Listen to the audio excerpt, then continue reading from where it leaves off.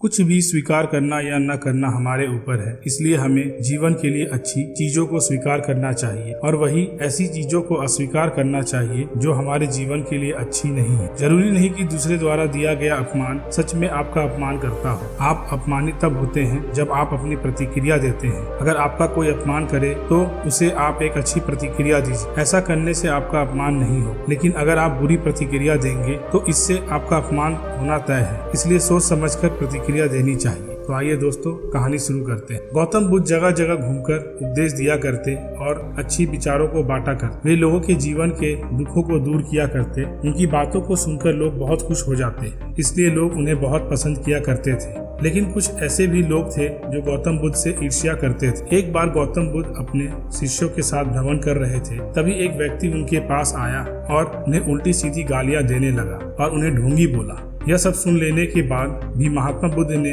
कोई प्रतिक्रिया नहीं दी। वे शांत और चुपचाप रहे। ऐसे में उस व्यक्ति ने फिर से गौतम बुद्ध को उल्टी सीधी गालियां दी और उनके पूर्वजों के बारे में भला बुरा कहने लगा। लेकिन फिर भी महात्मा बुद्ध ने उसे कोई प्रतिक्रिया नहीं दी और वे शांत रहे। यह सब देखकर उनके शिष्य और आसपास मौजूद लोग अचरज में थे कि महात्मा बुद्ध उस व्यक्ति को जवाब क्यों नहीं दे रहे हैं। कुछ देर बाद वह व्यक्ति अपने आप ही शांत हो गया। उसके शांत हो जाने के बाद बुद्ध ने कहा, अगर कोई हमें तोहफा देता है तो यह हमारे ऊपर है कि हम उसे लेते हैं या नहीं। अगर हम उसे अपना लेते हैं तो वह हमारे पास आ जाता है। वहीं अगर हम उसे नहीं अपनाते तो वह उसी व्यक्ति के पास चला जाता है जिसने वह तोहफा दिया था। उसी प्रकार इस व्यक्ति द्वारा दिया गया अशब्द स्वीकार करना या न करना हमारे ऊपर है। हमें कभी भी तुरंत प्रतिक्रिया नहीं देनी चाहिए। हमें हमेशा शांत होकर सही या गलत के बारे में विचार करके प्रतिक्रिया देनी चाहिए। इससे बुरी से बुरी बातें टल जाती हैं और मुसीबतों से छुटकारा भी मिलता है। बुद्ध की यह सब बातें सुन लेने के बाद वह व्यक्ति शर्मिंदा हो गया